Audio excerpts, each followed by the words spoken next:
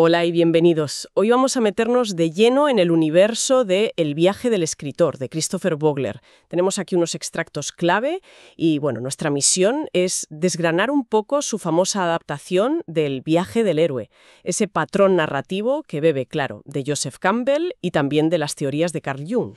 Exacto.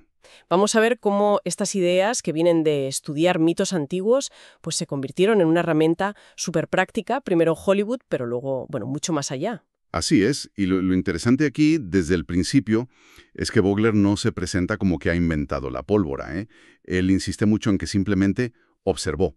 Observó patrones que ya estaban ahí, como quien describe, no sé, una ley de la física. Claro. Se dio cuenta de que ciertas estructuras pues se repetían en historias de todas partes, de todas las épocas. Y lo potente es que sugiera que esto no solo funciona en la ficción, sino que conecta con algo muy hondo de la psicología humana, ¿sabes? Con arquetipos universales, Ujú. hasta el punto de que él mismo lo llama, casi de broma, una especie de manual para vivir. Manual para vivir, basado en cómo contamos historias. Suena potente, sí. Entonces, el punto de partida es esa idea, ¿no? Que el viaje del héroe no es una fórmula mágica que te sacas de la manga, sino una estructura que está ahí debajo. Eso es, y que resuena con nosotros porque refleja cosas muy humanas. Pues crecer, amar, enfrentarte a miedos, superar cosas.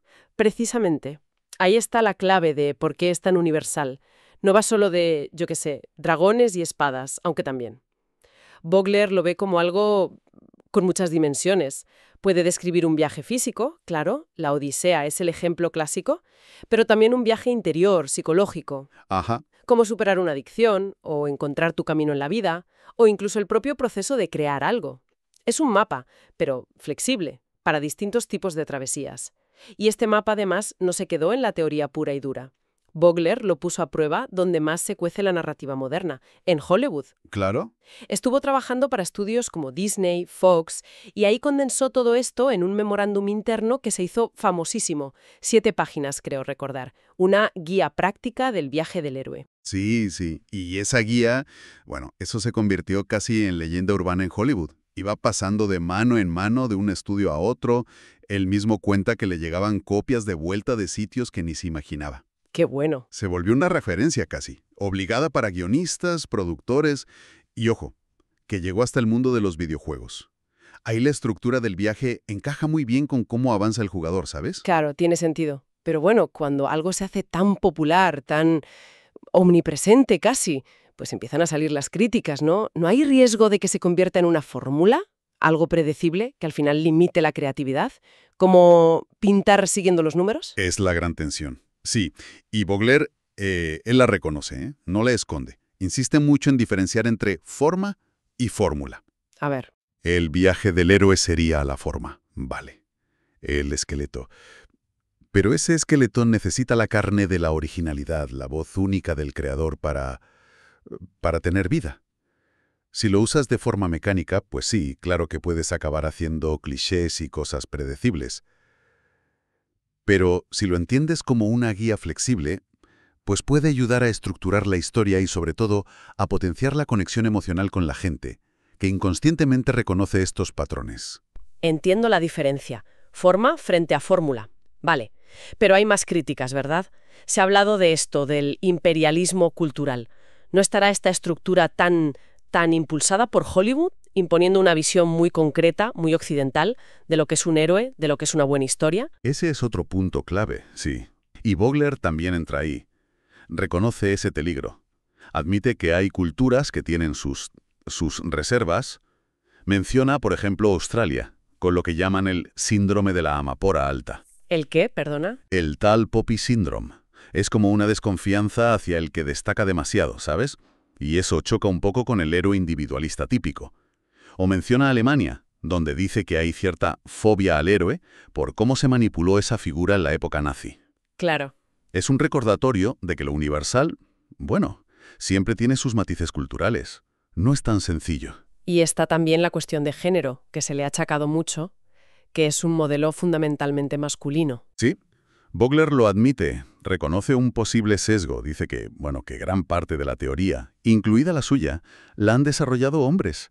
No descarta que el viaje de la heroína pueda tener otras formas, quizá, no sé, menos lineales, más en espiral, centradas en otros temas como la conexión, conservar cosas, construir relaciones. Interesante.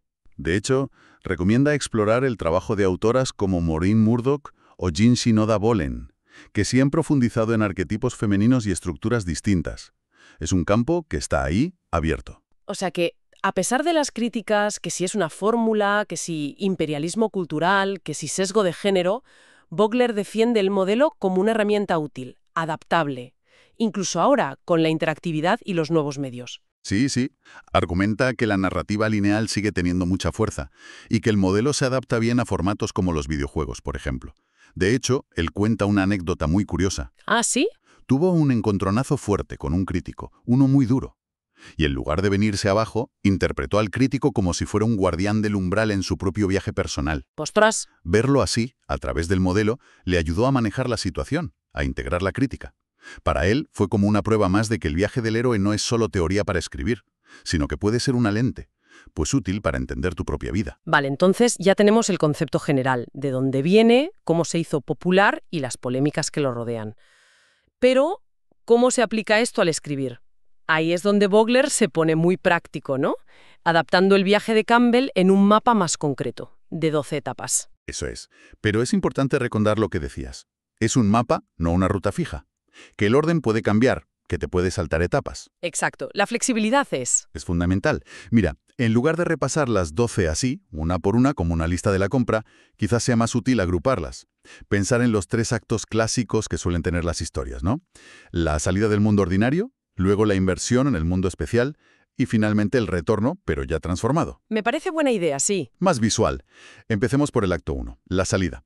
Aquí estarían las primeras etapas, ¿no? El mundo ordinario, que es donde conocemos al héroe antes de que empiece todo. Su día a día, sí. Luego, la llamada a la aventura, que es lo que rompe esa normalidad. El rechazo de la llamada, ese momento de, yo no voy, de miedo o duda. Que casi siempre está. El encuentro con el mentor, que le da consejo o herramientas. Y finalmente, la travesía del primer umbral. Ahí ya se compromete, empieza la aventura de verdad. Perfecto. Pensemos en Luke Skywalker, un ejemplo que todos tenemos en mente. Su mundo ordinario, la granja aburrida de Tatooine. La llamada, el mensajito de Leia en R2D2. Su rechazo inicial es clarísimo. No puedo ir, tengo que currar en la granja. Claro. El mentor, Obi-Wan Kenobi, que le da la espada láser, le habla de la fuerza. Y el primer umbral es cuando decide irse después de que matan a sus tíos. Ahí ya no hay vuelta atrás. Se entiende muy bien así. O Dorothy en El Mago de Oz. Kansas, en blanco y negro, es el mundo ordinario. El tornado, la llamada, Glinda es la mentora con los zapatos rojos. Y empezar a andar por el camino de baldosas amarillas, ese es el umbral. Exacto. Y esos dones del mentor siempre son cosas físicas, como la espada o los zapatos. Buena pregunta. No necesariamente. Puede ser un consejo vital, una habilidad que le enseña, una información clave que nadie más tiene, o simplemente darle ánimos, apoyo moral. Vale. El don del mentor es aquello que prepara al héroe para lo que se le viene encima. Puede ser algo totalmente intangible, como creer en él cuando nadie más lo hace. Entendido. Pasemos entonces al acto 2, la inmersión en ese mundo especial. Aquí es donde pasa casi todo, ¿no? La aventura en sí.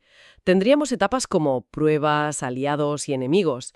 Ahí aprende las reglas del juego. Claro. Luego la aproximación a la caverna más profunda, que suena muy, muy mítico. Acercarse al peligro gordo. Después la Odisea o el Calvario.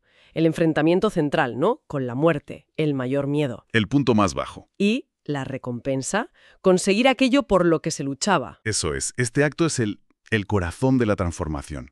Las pruebas son esenciales para que el héroe aprenda y crezca. La famosa cantina de Mos Eisley en Star Wars es un sitio perfecto de pruebas, aliados y enemigos. Ahí Luke aprende cómo funciona ese nuevo mundo. Ya. La aproximación sería cuando se infiltran en la Estrella de la Muerte. La Odisea, el momento más oscuro. Luke atrapado en el compactador de basura, o piensa en ET cuando parece que muere en la mesa del laboratorio. Uf, sí. Es el punto donde el héroe toca fondo y tiene que renacer de alguna manera. Y la recompensa, después de superar esa prueba tremenda, puede ser algo literal, rescatar a Leia, conseguir los planos o algo más simbólico. Un conocimiento nuevo, una reconciliación, como Luke con Vader al final. O sea que aquí, en superar esa odisea, ese vientre de la bestia, como lo llama Campbell, ahí está la transformación de verdad. Fundamentalmente. Sin esa especie de muerte simbólica y renacimiento, el viaje muchas veces se siente cojo. Y como decíamos, los símbolos se adaptan, ¿eh? La caverna más profunda hoy en día podría ser enfrentarte a un trauma en terapia o meterte en un rincón oscuro de Internet. Claro, se actualiza. Y llegamos al acto 3, el retorno transformado. Ya has conseguido la recompensa, pero ahora toca volver. Aquí estaría en el camino de regreso, que dices que suele ser movidito, una huida o persecución. Rara vez es un paseo tranquilo, sí. Luego, la resurrección, el clímax final, como una última prueba de muerte y renacimiento. La prueba definitiva. Y el retorno con el elixir. Volver al mundo ordinario, pero trayendo algo valioso. Exacto, el camino de regreso. Piensa en la huida de la estrella de la muerte, ¡qué tensión! O el vuelo mítico en bici de E.T. con la policía pisándole los talones. La resurrección es la prueba final que demuestra que el héroe ha cambiado de verdad. Luke usando la fuerza para destruir la estrella. O, no sé, el prota de Oficial y Caballero superando la prueba final del instructor después de haber vencido a sus demonios. Vale. Y por último, el retorno con el elixir. El héroe trae algo bueno para su comunidad o para sí mismo. Puede ser la paz, la libertad, el amor encontrado, o una sabiduría profunda como la de Dorothy. Como en casa, no se está en ningún sitio. El elixir es el fruto de todo el viaje. Y todo esto, insistimos una vez más, con flexibilidad. Que el orden puede cambiar, que te puedes saltar cosas. Mencionabas antes Bailando con Lobos, que empieza casi con la Odisea, con un intento de suicidio. Totalmente. Es un esqueleto, es una guía adaptable, no un corsé que te ahogue. La creatividad del escritor es lo que le da vida y lo hace diferente cada vez. Bien, pues ya hemos trazado el mapa del viaje. Ahora hablemos de los personajes que pueblan estas historias. Los arquetipos.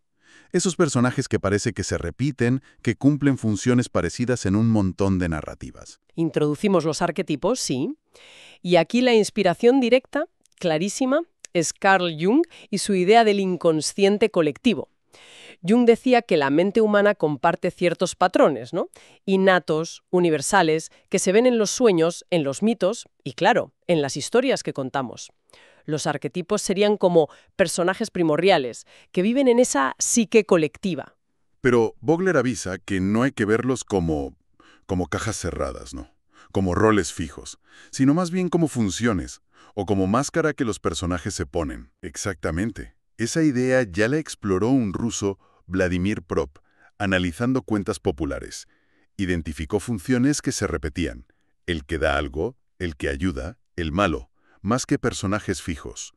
Un mismo personaje puede llevar distintas máscaras arquetípicas en distintos momentos. Ah, mira. Incluso Vogler sugiere algo muy interesante, que todos los arquetipos pueden verse como facetas de la propia personalidad del héroe, que está como fragmentada al principio y busca integrarse a lo largo del viaje. Qué perspectiva más psicológica. Vogler destaca 7 arquetipos principales. Empecemos por el que lleva el peso, el héroe. El héroe representa el ego para Jung, esa parte de nosotros que se siente individuo separada del resto, la que decide y actúa. Su función psicológica es crecer, aprender a integrar otras partes de sí mismo. Y dramáticamente, pues es con quien nos identificamos, quien mueve la acción y, muy importante para Vogler, quien se enfrenta a la muerte y está dispuesto a sacrificarse. El sacrificio es clave, dices. Sí, ese acto de dar algo importante por un bien mayor. Eso es lo que de verdad define al héroe, según él. Y hay distintos tipos de héroes, claro. No todos son el caballero andante. Están los que quieren ir a la aventura y los que no quieren saber nada, los antihéroes cínicos o heridos, los trágicos que sabes que van a acabar mal, los solitarios, los que van en equipo. Y mencionas uno curioso, el héroe catalizador. Sí, como Axel Foley en Superdetective en Hollywood. Es un héroe que provoca cambios enormes en todos los demás, pero él apenas cambia. Es como un agente de transformación para los otros. Y por supuesto los defectos del héroe son cruciales. Le hacen humano. Exacto, lo humanizan y crean lo que se llama su arco de personaje, ese viaje interno de cambio que va paralelo a la aventura externa. Junto al héroe, casi siempre, o muchas veces, aparece el mentor. El mentor, sí, el anciano sabio o la anciana sabia. Psicológicamente representa el yo superior, el self de Jung. Esa parte más profunda, más sabia de nosotros, nuestra conciencia, nuestra brújula moral, digamos. Su función es enseñar, guiar, proteger, motivar y, como decíamos antes, dar dones, Ya. ya sean físicos o intangibles. Puede ser un mago clásico como Merlín, pero también un entrenador, un terapeuta, un buen amigo, o hasta un código ético que tienes muy dentro. Y ojo, que también hay mentores oscuros o caídos, ¿no? Que pueden llevar al héroe por mal camino o que tienen sus propios líos. La sombra junguiana. Uf, potentísima. Es todo aquello que reprimimos, que negamos, que no queremos ver de nosotros mismos. Miedos, traumas, deseos oscuros. Pero ojo, también potencialidades buenas que no hemos desarrollado. Psicológicamente puede representar la neurosis o incluso la psicosis si se apodera de la persona. Y dramáticamente, la sombra es la fuente principal de conflicto. El villano, el antagonista, la fuerza que se opone al héroe. Y puede ser algo externo, un personaje concreto, o algo interno del propio héroe, como el clásico Dr. Jekyll y Mr. Hyde. Exacto. Y un punto importante que recalca Vogler es que hay que humanizar a la sombra. Los villanos más interesantes, los que recordamos, suelen tener sus propias razones, sus puntos débiles, incluso un punto de vista que puedes llegar a entender. Claro, no son malos porque sí. Eso es. Darth Vader es un ejemplo genial de sombra compleja que, además, tiene potencial para redimirse. Eso demuestra que la sombra también contiene aspectos positivos que estaban reprimidos. Hemos visto al héroe, al mentor y a la sombra, que parecen como el trío central. ¿Qué otros arquetipos destaca Vogler? Menciona otros 4 que cumplen funciones importantes. Está el guardián del umbral. Este no es el villano principal, ¿eh? Son más bien los obstáculos que te encuentras justo en los puntos de cambio, en las transiciones. Ah, como los porteros de discoteca. Exacto. O guardias, funcionarios. Pero también pueden ser fuerzas internas. Tus propias dudas, tus miedos. Ponen a prueba si el héroe de verdad quiere seguir adelante. Luego está el heraldo, el mensajero. Eso es. El que trae la llamada a la aventura, el que rompe la rutina del héroe y le dice, oye, que aquí pasa algo. Puede ser una persona, un evento, una tormenta, una noticia, un objeto. Vale, guardián y heraldo. Y luego quedan 2 figuras que parecen más ambiguas. La figura cambiante y el embaucador. La figura cambiante es fascinante. A menudo es el interés amoroso, la típica femme fatale o el homme fatal. Representa lo misterioso, lo ambiguo, eso de lo que no te puedes fiar del todo. Psicológicamente, Vogler lo relaciona con el ánima y el animus de Jung. Lo femenino en el hombre y lo masculino en la mujer. Exacto. Esas cualidades del otro sexo que a menudo proyectamos en los demás, su función dramática es meter duda, suspense, ¿es aliado o enemigo? Y finalmente, el embaucador, el trickster, pura energía de caos, de humor y de cambio. El embaucador. Pienso en Bugs Bunny o en Loki de la mitología nórdica. Esos son. Su función es romper las reglas, bajarle los humos al ego del héroe, señalar lo absurdo de las situaciones, y muchas veces actúa como catalizador del cambio sin que nadie se lo espere. Pueden ser héroes ellos mismos, como Bugs Bunny, o personajes secundarios cómicos que, sin querer, hacen avanzar la trama. Son la energía del cambio, disruptivo y de la picardía. Entonces, para recapitular un poco todo esto, el viaje del escritor nos da este kit de herramientas, ¿no? Por un lado, el mapa del viaje del héroe, con sus etapas flexibles, y por otro, esta galería de arquetipos vistos como funciones o máscaras narrativas. Y la clave es que no son reglas fijas, sino un lenguaje potente, compartido, basado en patrones muy profundos, para entender y también para construir historias que conecten con la gente. Exacto. Y aquí lanzo una reflexión final, si te parece, conectando con esa idea del manual para vivir que mencionábamos al principio. Adelante.